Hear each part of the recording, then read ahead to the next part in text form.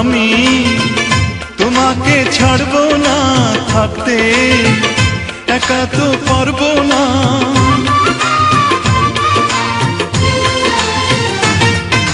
না না ভেঙো না আমার মন, আমি তোমার খুব আপন জন। মিষ্টি মিষ্টি কথায় আমার একটু বলে যাও, ও সাথী আমার তুমি কেন চলে যাও, ও সাথী আমার তুমি কেন চলে যাও।